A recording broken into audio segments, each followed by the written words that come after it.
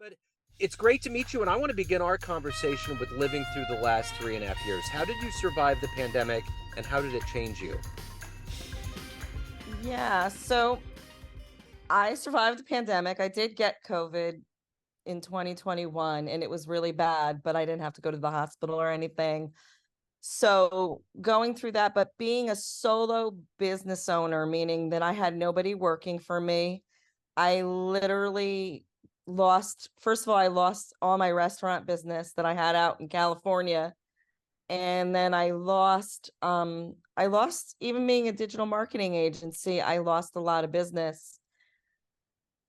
How it made me different and as a person too, so I'm going to answer in both senses. How that COVID and the pandemic and the last 3 years has made me as a person is to be more present. I lost some friends during the pandemic, and it was very impersonal. There was a point where I just needed a hug and I was so tired of looking at the mess. And then in a business sense, I hate to use the word pivot because it was a key word in during the pandemic, but I pivoted to actually hiring someone. And so if anything like this ever happens again, I'm fully taken care of and my business is fully taken care of. So that's basically how I survived the last 3 years. I just kept, there's a book out there and I don't know who wrote it, keep on going until it hurts. And I feel that it's kind of a wrong phrase. It's keep on going even when it does hurt. Yeah, yeah. So let's get to the essence of what you do for a living. I'm going to put you in front of a bunch of third graders. It's career day. One of the kids says, "What do you do for a living?" How do you answer that child?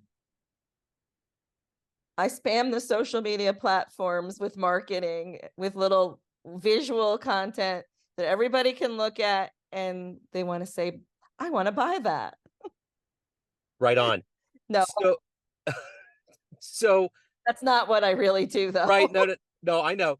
So, but you're an expert. You're an expert in LinkedIn, and you're helping people get to what they need to get. Yes.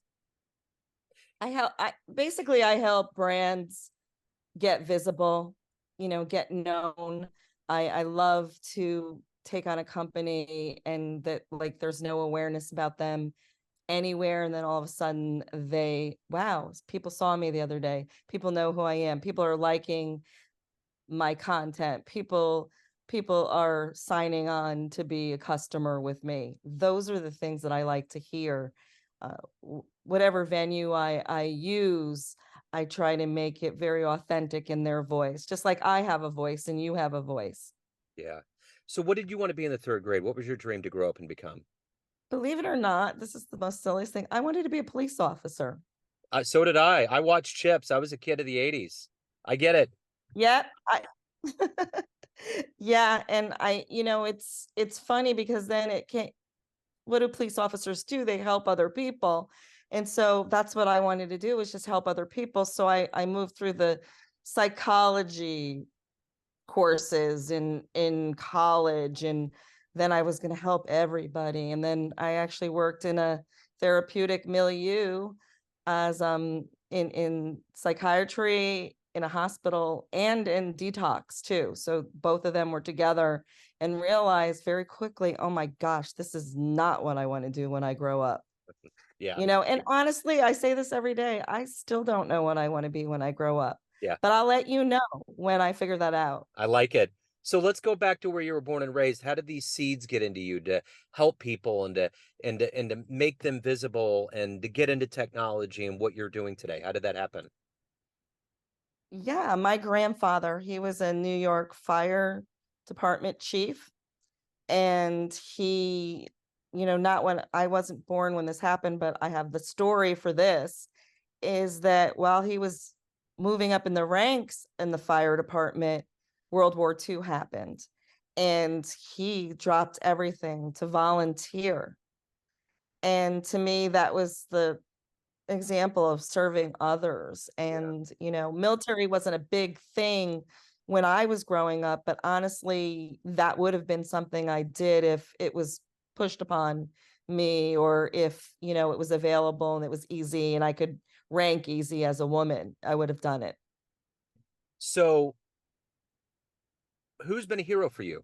Who have you My grand admired? Yeah, my grandfather. yeah, Yeah. My first book I wrote, that the dedication went right to him. wonderful. So let me ask you this: if you can meet one person alive on the planet right now, who would it be? Ooh. Hmm. Honestly, I would be me. Yeah, I don't want to be someone else. I mean, there's some qualities I admire. I admired, believe it or not, she just passed away recently, was Queen Elizabeth. yeah, I really did admire her because really she really had no life. But yeah, she did all the right things, and she went through, even when she was unpopular, she was popular. So it was like she had to make hard decisions, and literally she had no life. yeah. What's the best advice you've ever gotten? Hmm. There's so many people that gave advice, but the best advice I've gotten, it wasn't really advice. It was more of a phrase. Somebody said to me, the definition of insanity is doing the same things over again and getting the same results. And that was said to me at a very key time in starting my own business, is because I was getting the same results and they weren't good. So I had to change my thinking and the way I thought. And to me, that was the best piece of advice ever. So every day you wake up, you have this motivation to work and to excel and to help people. What is that for you? What is the inspiration that gets you up every day to become who you are?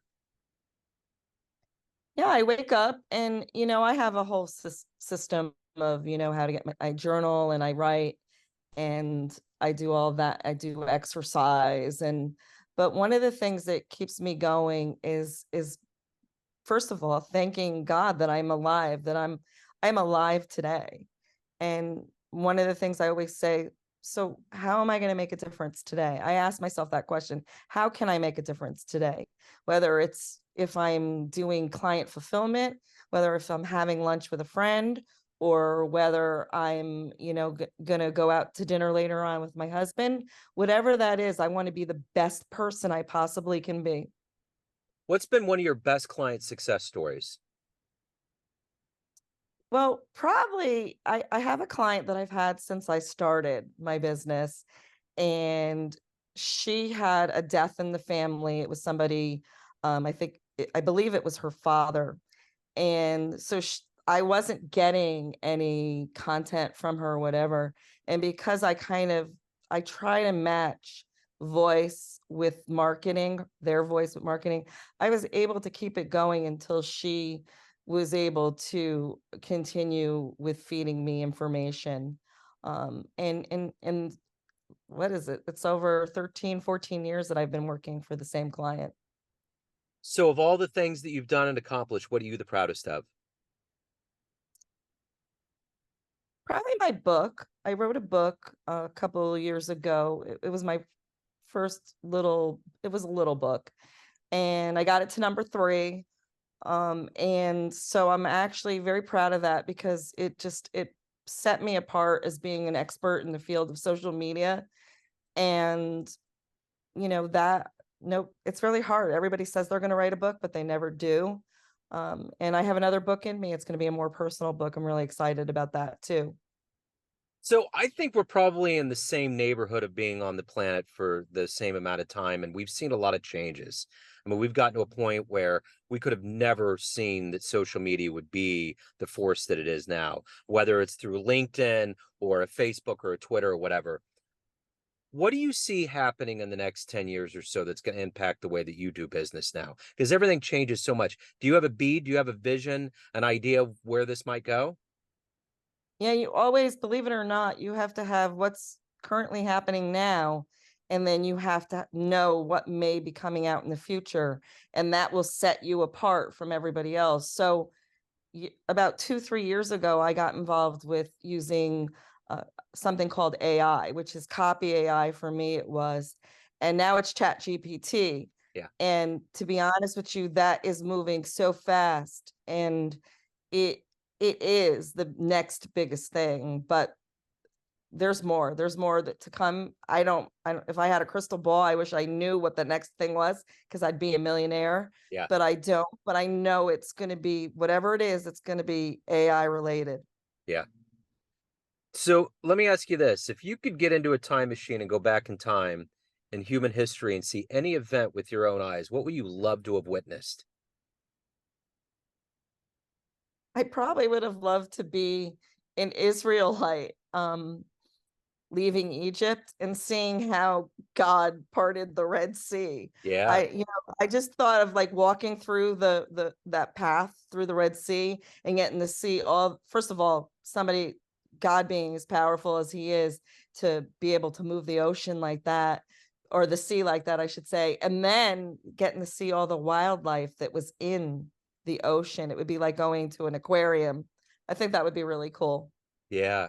So everyone out there has a perception of you, family, friends, clients, colleagues, but you run the show. What's your perception of you? Who do you think you are? Well, I always call myself a gal from Norwalk, Connecticut, who's funny, humorous, and just fun loving. So, Very yeah, chill. totally. So if anyone wants to reach out to you, hire you, learn more about you, everything involving your world, where do they go? I'd love them to connect with me on LinkedIn Okay. if it's business. So, that's, the LinkedIn URL, look for Lorraine Duncan. I'll come right up because it says super LinkedIn ninja in the title. So it's like I'm the only one that says that. And then if you think that I'm a cool person and just want to connect, you can connect with me on Instagram, BizOne Social, or Lorraine Duncan, either or. Excellent. Lorraine, thank you so much for your time, your story. Best of luck with everything. I appreciate it.